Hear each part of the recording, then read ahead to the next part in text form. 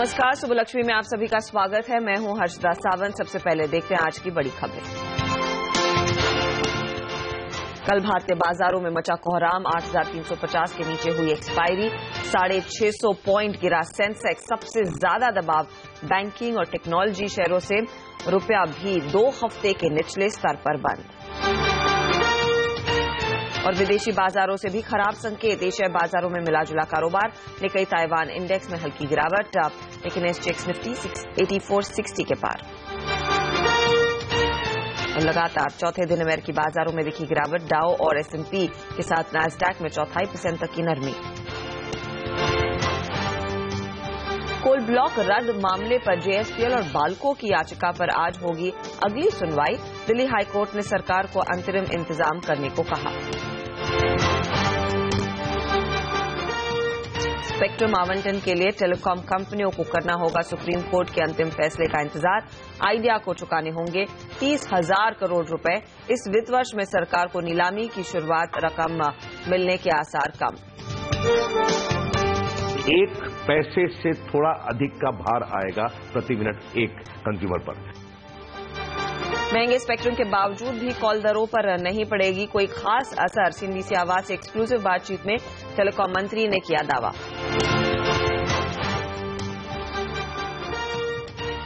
कल भारतीय बाजारों के लिए दिन बेहद दर्दनाक था। निफ्टी 8,400 के स्तर के काफी नीचे टिकता हुआ दिखाई दिया, तो सेंसेक्स भी 650 पॉइंट टूटा। कैपिटल गुड शेयरों को छोड़कर सभी सेक्टोरल इंडाइसेस गिरावट के शिकार बने। खासतौर से बैंकिंग काउंटर्स के साथ आईटी काउंटर्स की जमकर पिटाई हुई। कारोबार के दौरान इंडेक्स के दिग्गज शेयरों में भी बिकवाली का दबाव सबसे ज्यादा दिखा। और बाजार में गिरावट पर आई कैन इन्वेस्टमेंट के अनिल सिंघवी का कहना है कि बाजार में ये करेक्शन एक्सपायरी की वजह से नहीं आया है। उनका ये मानना है कि निकट भविष्य में बाजार में तेजी की संभावना कम ही है। ये जो करेक्शन आया है, ये मैं सिर्फ एक एक्सपायरी का करेक्शन नहीं मानूंगा इसे। Expiry could be an event for it to have triggered. तो लोगों को लगे कि कल सुबह वापस बाजार 1000 पॉइंट ऊपर खुलेगा और सब ठीक हो जाएगा, मुश्किल लगता है।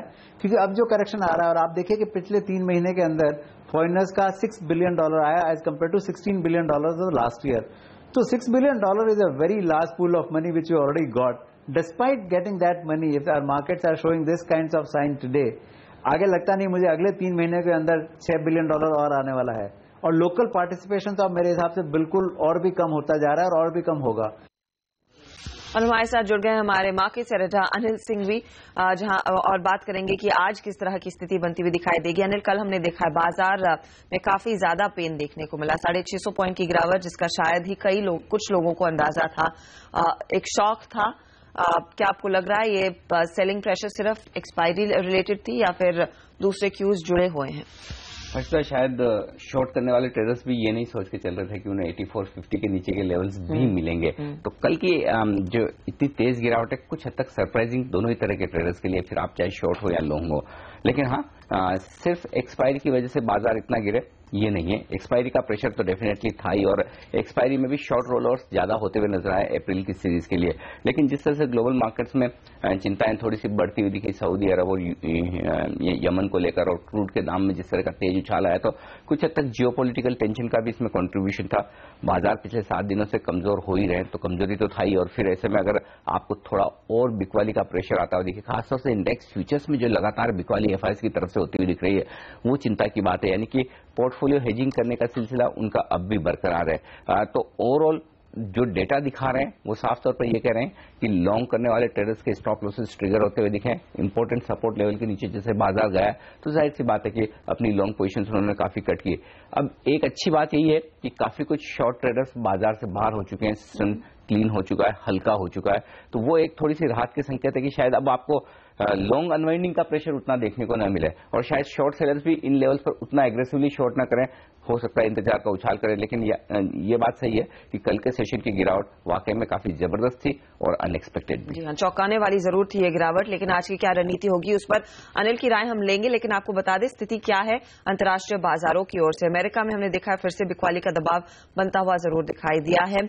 लेकिन संदीप, जो मेन फैक्टर है वो कच्चा तेल ही है। बिल्कुल, कच्चा तेल है और उसके साथ साथ डॉलर की मजबूती, ये दो फैक्टर्स हैं जो कि ग्लोबल मार्केट्स को लगातार चिंता में रख रहे हैं। और यूएस में हमने देखा है कि ट्रेंड कमजोरी का है, चौथे दिन कल फिर से लगातार कमजोरी का सेशन यूएस में देखने को मिला। डॉलर की मजबूती और जियोपॉलिटिकल टेंशन, जैसे अनिल जी कह रहे थे, वो कच्चे तेल की जो तेजी है उसे कंट्रीब्यूट कर रही है, जिसकी वजह से यूएस के बाजार में हमने प्रेशर देखा। दिन के दौरान हालांकि एक समय हमने हर निशान के साथ भी कारोबार होते हुए देखा यूएस के मार्केट्स में, क्योंकि डेटा पॉइंट्स स्ट्रांग थे वहां पे, चाहे बेरोजगारी दावा की बात करें, सर्विस सेक्टर के आंकड़े की बात करें, सितंबर के बाद सबसे अच्छी ग्रोथ वहां देखने को मिली। तो लेकिन उसके साथ साथ डॉलर में मजबूती आ रही है और एक साल में अगर आप देखें करीब 7% के आसपास की डॉलर में मजबूती हुई है। और जिस तरह से जियोपॉलिटिकल टेंशन है, कच्चा तेल मजबूत हो रहा है, तो वो भी कहीं ना कहीं बाजार की चिंता बढ़ा रहा है, जिसकी वजह से Q1 के जो नंबर्स आने वाले अगले हफ्ते से शायद वहां पे प्रेशर देखने को मिलेगा डॉलर की मजबूती का, तो वो कहीं ना कहीं बाजार पचाने की कोशिश कर रहे हैं। इसलिए 4 दिन से लगातार कमजोरी यूएस के मार्केट्स में देखने को मिल रही है। यूरोपियन मार्केट्स में 1/4 से करीब 1.5% तक कमजोर होकर बंद हुए। कच्चे तेल की कीमतों में जो उछाल आ रहा है उसका इंपैक्ट तो देखने को मिला है। उसके साथ साथ ग्रीस की चिंताएं हैं। 20 अप्रैल तक जैसे माना जा रहा है कि अगर डेट की नेगोशिएशंस पूरी नहीं होती है तो जाहिर सी बात है कि कैश क्रंच की स्थिति ग्रीस के सामने आती नजर आएगी। तो वो तो फैक्टर्स हैं ही, और उसके साथ साथ कच्चा तेल जैसे मजबूत हो रहा है उसकी वजह से यूरोप के मार्केट्स में भी कल कमजोरी देखने को मिली। लेकिन एशियन मार्केट की जहां तक बात है तो वो थोड़ी इंडियन मार्केट्स के लिए थोड़ी राहत की बात है। जापान के हमने देखा था जो आंकड़े आए थे, चाहे आप सीपीआई की बात करें, चाहे रिटेल सेल्स की बात करें, वो खराब है, तो उसके बावजूद निके लो लेवल से रिकवर कर, और बाकी सभी मार्केट्स में भी, ताइवान को अगर आप छोड़ दे तो बाकी सभी बाजार लगभग आपको हरे निशान के साथ ही कारोबार करते हुए रहेंगे। तो इंडियन मार्केट्स में जिस तरह का सेल ऑफ हमने आते हुए देखा पिछले कुछ दिनों में, उसके बाद एजेक निफ्टी ऐसे इंडिकेशन दे रहा है कि शायद आज थोड़ी रिलीफ देखने को मिल सकती है। कमजोरी नहीं, हल्की ग्रीन टिक के साथ आज कारोबार की शुरुआत हो सकती है। उस लिहाज से एशियन मार्केट से थोड़ा रिलीफ आज इंडियन मार्केट्स के लिए। हम बात कर रहे थे कि 8500 के ऊपर बाजार ट्रेड कर रहा है। 8464 के लेवल्स देखकर अनिल थोड़ी बहुत दिलासा हम दे सकते हैं अपने आप को, लेकिन आज के लिए स्ट्रैटेजी क्या रहेगी? कंसिडरिंग एक नई सीरीज की शुरुआत है, पिछली सीरीज पेनफुल थी, कैपिचुलेट किया मार्केट ने आखिरी दिन, लेकिन आज क्या नए सिरे से शुरुआत हो सकती है? नई तेजी के बारे में सोचे या फिर और टाइम लगेगा बुल्स को वापस आने में? हर्षद, पहली बात तो ये कि अप्रैल की सीरीज को लेकर मैं पॉजिटिव हूं। मुझे लगता है कि मार्च से अप्रैल की सीरीज का जो अंत होगा वो हायर लेवल पर होगा, ऐसा मेरा मानना है। लेकिन क्या इसका मतलब ये है कि मार्च की सीरीज में यानी कि जो कल हमने लॉस बनाए, क्या हम उसके नीचे नहीं जा सकते? थोड़ा बहुत जा सकते हैं, लेकिन कहीं न कहीं यहां पर अब बाजार खरीदारी के अच्छे मौके दे रहा है। आप देखिए, निफ्टी अपने हाई लेवल से लगभग 800 पॉइंट टूट चुका है, 10% का करेक्शन हो चुका है। अब आपके लिए जो फैक्टर्स थे कमजोरी के 2-3, पहला FIC की तरफ से वायदा कारोबार में बिकवाली, उम्मीद करें कि शायद एक्सपायरी के साथ कम होती हुई नजर आए। कैश मार्केट में अभी खरीदारी लगभग खरीदारी का ही माहौल है। दूसरी बात यह है कि जो कुछ भी एक्सपायरी का प्रेशर था वो कल खत्म होता हुआ दिख रहा है। तीसरी बात है मार्च की एंडिंग के समय लिक्विडिटी की टाइटनेस। तो ये तीसरा फैक्टर जो है वो शायद अभी भी 2 सेशन आपको और झेलना पड़े, यानी कि सोमवार तक आप मानकर चलें कि मार्च की एक्सपायरी का प्रेशर, या मंगलवार तक, क्योंकि हो सकता है फ्रेश ट्रेड्स आपको मार्च के महीने में देखने को न मिले और अप्रैल का फर्स्ट वीक छुट्टियों वाला है। तो फुल फेज एक्शन तेजी की तरफ या फिर पॉजिटिवनेस की तरफ, उसके लिए इंतजार शायद आपको 7 अप्रैल तक का करना पड़ेगा। आरबीआई की पॉलिसी होगी और उसके बाद सेकंड वीक से थोड़ा एक्शन लौटता हुआ दिखे। लेकिन यहां से बाजार थोड़ा कंसोलिडेट करने की कोशिश कर सकते हैं, एक बाउंस बैक देने की कोशिश कर सकते हैं। एक बात तय है, अब धीरे धीरे तेजी करने वाले ट्रेडर्स यहां पर फिर से बाजार में आते हुए दिखेंगे, पैसा लगाने की कोशिश करेंगे, वो शायद सेकंड वीक से होता दिखे। जो मंदी करने वाले ट्रेडर्स है वो इन लेवल्स पर एग्रेसिवली शॉर्ट नहीं करेंगे, वो इंतजार करेंगे एक बाउंस बैक का, पुल बैक का। अब इस बाउंस बैक में हम कितना ऊपर जा सकते हैं, एक संकेत साफ दिख रहा है, वो ये कि 8450, 8500 इसके पार जाकर टिक पाना बाजार के लिए काफी मुश्किल होगा, क्योंकि वो पहले इंपॉर्टेंट सपोर्ट लेवल था और वहां से हमने कल एक गैप डाउन ओपनिंग देखकर फिर कमजोरी दी। तो जब तक अब आप 8500 के पार निकलकर डिसिजिवली न टिक पाए, तब तक मानकर चलिए कि बाजार में एक बड़ी तेजी बनने की संभावना कम है। तो वो पहली अड़चन है। लोअर साइड पर रिस्क वैसे खुलती हुई दिख रही है, लेकिन 8200 इस वक्त बड़े सपोर्ट के तौर पर आता हुआ दिख रहा है। तो मैं उम्मीद कर रहा हूं अगले कुछ सेशंस, फाइनेंशियल ईयर का एंड है तो हमें 8200 से लेकर 8500 के रेंज में बिताने पड़े। लेकिन आज के सेशन का जहां तक सवाल है, 8 दिनों की कमजोरी के बाद एक रिकवरी आने की उम्मीद है। उस पर आप चाहें तो एक पुल बैक पर प्ले कर सकते हैं, थोड़ी बहुत खरीदारी कर सकते हैं, लेकिन बेहद स्ट्रिक्ट स्टॉप लॉसेस के साथ। स्टॉप लॉसेस को एक्टिव रखिए, क्योंकि अगला हफ्ता छुट्टी वाला है और साथ ही कई बैंक हॉलीडेज भी है, तो इस लिहाज से आपको पोजीशंस का भी ख्याल रखना होगा, क्योंकि जल्द पे आउट होने वाला नहीं है। निफ्टी में क्या सलाह मिल रही है खासतौर से आज के लिए, इस पर भी राय ले लेते हैं। प्रिसिजन इन्वेस्टमेंट सर्विसेज के किरण जाधव हमारे साथ हैं। किरण, निफ्टी पर क्या कॉल है आज? मॉर्निंग हर्षदा जी। निफ्टी पे मेरा मानना है कि फ्लैट ओपनिंग होगी, पर थोड़ा सा नीचे की तरफ जाने की उम्मीद है। करीबन 8310 बहुत अच्छा सपोर्ट है, तो 8310 के करीब अगर आपको मिलता है निफ्टी तो बाय करना चाहिए, क्योंकि इसके नीचे जाने की उम्मीद नहीं है आज के लिए। स्टॉप लॉस 8290 का रखना चाहिए और एक पुलबैक रैली मैं एक्सपेक्ट करता हूं आज के लिए 8380 का होगा। ओके, और किन शेयरों में आपको लग रहा है खरीदारी या बिकवाली करनी चाहिए? एमटेक ऑटो है जहां पे एक आइलैंड रिवर्सल कैंडलस्टिक पैटर्न पाया गया है, तो मेरा यह मानना है कि ये एक अच्छी बाइंग अपॉर्चुनिटी होगी। स्टॉप लॉस करीबन 136 का रखना चाहिए और टारगेट आज के लिए 157 का एक्सपेक्ट कर सकते हैं। दूसरा स्टॉक है यूपीएल जहां पे अच्छा पॉजिटिव डाइवर्जन दिखाई दे रहा है चार्ट्स पे, तो इसके लिए ये भी बाय कर सकते हैं। स्टॉप लॉस 421.50 का रखना चाहिए और टारगेट 439 का होगा। ओके, तो मिड कैप्स में अब भी मौके दिख रहे हैं किरण को, जहां पर एक तेजी का ट्रेड बनता हुआ दिखाई दे सकता है। और ये सिर्फ किरण जैसे ट्रेडर्स ही नहीं बल्कि बाजार के दिग्गज निवेशक भी मानते हैं कि दिग्गज शेयरों के बजाय मिड कैप शेयरों में बड़े मौके होंगे। फर्स्ट ग्लोबल के शंकर शर्मा इस राय से इत्तेफाक रखते हैं। मेरे हिसाब से लोगों को अब फोकस करना पड़ेगा स्मॉल और मिड कैप की तरफ। लार्ज कैप्स अब एक फुल्ली वेल डिस्कवर्ड हो गई हैं, उनकी अर्निंग्स में हमें कोई नजर नहीं आता कि लार्ज ग्रोथ आएगी अभी, एटलीस्ट ये दो क्वार्टर तक। तो इसीलिए डाउनसाइड प्रेशर ज्यादा है उनमें। तो मैं आपको यही कहना चाहूंगा संक्षिप्त में कि मैं बुल भी हूं, बेयर हूं लार्ज कैप्स पे, लेकिन डेफिनेटली बहुत बुलिश हूं स्मॉल कैप्स पे। और शंकर शर्मा से पूरी बातचीत आप देखेंगे मार्केट काउंटडाउन में आज सुबह 8:20 पर, तो ट्यून इन जरूर करिएगा। क्या है शंकर की राय, यहां से आगे बाजार की क्या दिशा रह सकती है और किन सेक्टर्स में अपॉर्चुनिटी इस समय दिख रही है, सब पर बातचीत होगी। लेकिन महंगे स्पेक्ट्रम के बावजूद भी कॉल दरों पर नहीं पड़ेगा कोई खास असर, टेलीकॉम मंत्री रविशंकर प्रसाद ने किया दावा। देखिए ये एक्सक्लूसिव बातचीत CNBC आवाज पर आगे।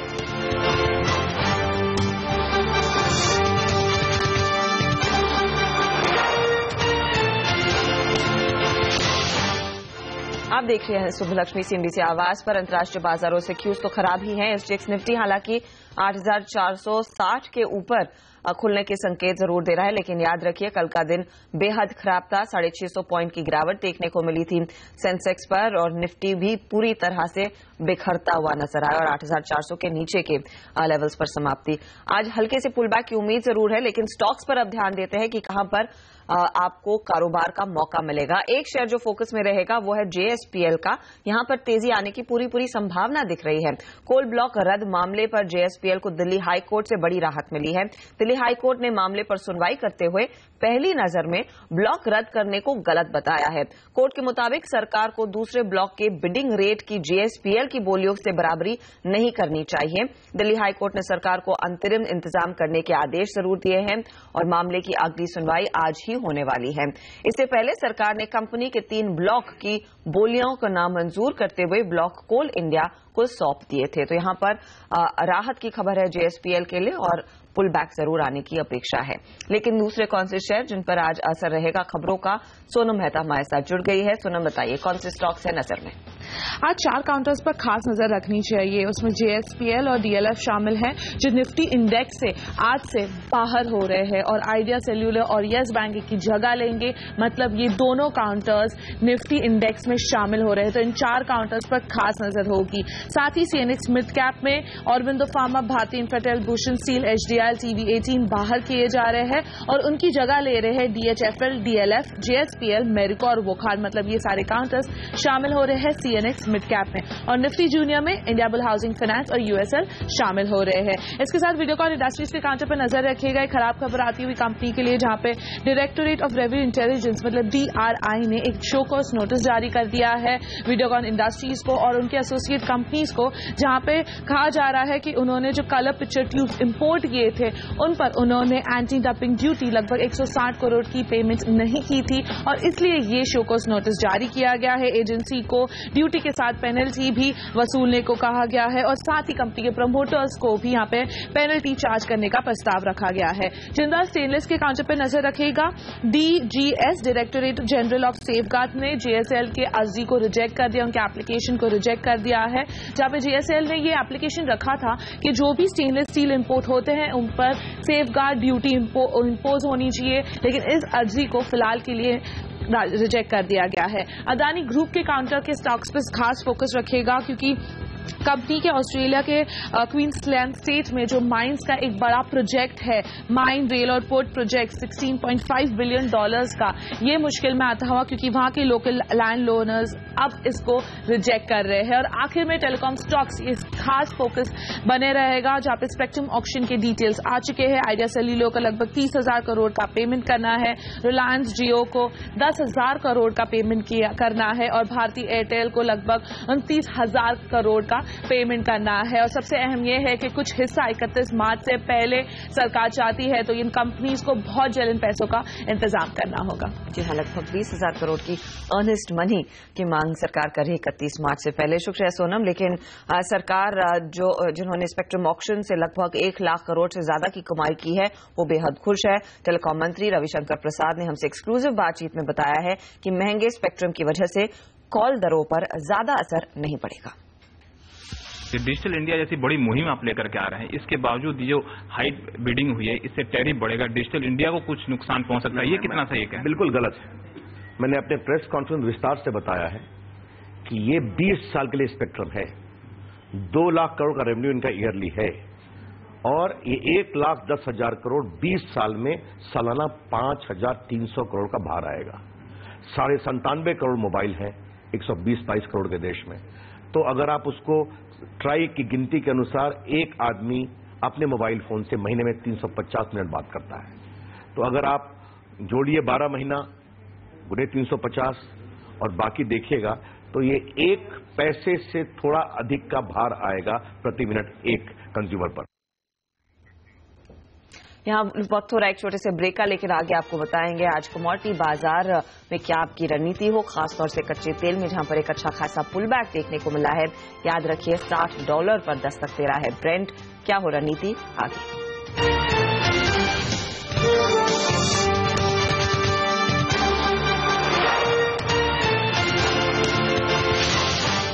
और बात करते हैं कमोडिटी मार्केट के एक्शन पर। याद रखिए कच्चे तेल में हमने देखा है फिर से उफान देखने को मिल रहा है। दरअसल येमेन पर सऊदी अरेबिया ने स्ट्राइक्स की बात की है और उसी के चलते हमने देखा वेस्ट एशिया में फिर से किसी तरह की जंग बढ़ने की संभावना में यहां पर मुनाफा वसूली होती हुई दिखाई दी। फिलहाल वर्तमान स्तर हम देख रहे हैं कुछ मुनाफा वसूली के देखने को मिल रहे हैं, वरना अच्छी खासी तेजी बनती हुई दिखाई दी थी। लगभग $60 के लेवल्स पर ब्रेंट क्रूड पहुंचा था कल के सत्र में और नाइमैक्स भी $51 के ऊपर कारोबार करता दिखा था। आज एशिया कारोबार के ट्रेड में हालांकि हल्की मुनाफा वसूली इस समय देखने को मिल रही है। मनीष शर्मा हमारे साथ मौजूद है डेस्टिनी के। Manish, good morning. बताइए, कच्चा तेल ग्लोबल टेंशंस फिर से हावी पड़ रही हैं, जो पिछले सत्र में तेजी आई है क्या वो टिकती हुई नहीं दिखाई दे रही है? आज के लिए क्या सलाह होगी? जी, कच्चे तेल में हमने 4-5 दिन में काफी अच्छी रैली देखी है। टेक्निकली यहाँ पे एक डिप आ सकता है, प्राइसेस थोड़े बहुत कूल ऑफ हो सकते हैं, तो एक छोटे स्टॉप लॉस के साथ सेल करने की सलाह दूंगा। 3320 का स्टॉप लॉस रखें और 3100 तक के टारगेट आप एक्सपेक्ट कर सकते हैं। ये आज की बात कर रहे हैं, लेकिन क्या आपको लग रहा है अगले हफ्ते ये बिकवाली जारी रहेगी या फिर जो आप टेक्निकल करेक्शन की बात कर रहे हैं, क्योंकि जियोपॉलिटिकल टेंशन शायद ज्यादा रोल प्ले करेंगी कच्चे तेल के भावों में? जी, ओवरऑल मेरा व्यू बुलिश है, बट एक टेक्निकली डिप आ सकता है यहाँ पे और वो dip as a buying opportunity use करना चाहिए। ओके, तो टेक्निकल के आधार पर आज कुछ गिरावट आ सकती है, इसीलिए बेचने की सलाह है 3100 के टारगेट के लिए। 3250 पर आपको आप ध्यान दीजिए, बिकवाली करनी है। साथ ही करेंसी मार्केट, क्योंकि डॉलर में फिर से स्ट्रेंथ लौटी है, कल 35 पैसे की कमजोरी रुपए में आती देखी गई। आज के लिए करेंसी ट्रेडर्स क्या करने के लिए क्या सलाह है?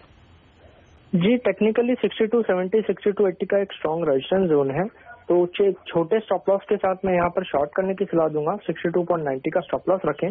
ज्यादा एग्रेसिव मूव एक्सपेक्ट नहीं कर रहे, बट 62.20 तक के टारगेट आप एक्सपेक्ट कर सकते हैं। शुक्रिया इस जानकारी के लिए मनीष। तो 6220 के टारगेट के लिए यहाँ पर बिकवाली की सलाह। तो क्लियरली आज का सेशन काफी इंटरेस्टिंग रहने वाला है कमोडिटी मार्केट्स में, जहां पर कच्चे तेल में हल्की सी गिरावट की संभावना है, लेकिन ब्रॉडर व्यू तेजी का है और देखना होगा कि भारतीय बाजारों में कल की भारी बिकवाली के बाद क्या स्थिति संभलती है या नहीं। ऐसे में किन स्टॉक्स पर आपकी नजर होनी चाहिए, कौन से ट्रेड्स आपके लिए फायदा लेकर आएंगे, नीरज हमारे साथ है बताने के लिए कि स्टॉक 2020 में क्या रहेगा खास। Good morning Harshada. और हमें लगता है कि आज मेरे सेक्टर्स को लगता है कि बहुत ज्यादा कल गिरावट हुई है, तो आज थोड़ा सा एक बाउंस आपको आता हुआ दिखेगा। मार्केट आज थोड़ी सी ब्रीदिंग लेगा, तो यहाँ पे एक अच्छी अपॉर्चुनिटी होगी कि आप इंट्राडे ट्रेड करें लॉन्ग साइड में, क्योंकि लॉन्ग वीकेंड है तो इसलिए बहुत ज्यादा आगे की पोजीशंस नहीं बनानी चाहिए। लेकिन आज थोड़ा सा ऊपर की तरफ रहेगा, इसलिए खरीदारी पे ज्यादा फोकस रहेगा। स्टॉक्स के लिए थोड़ा इंतजार करिए, ब्रेक के बाद अभी लौटते हैं।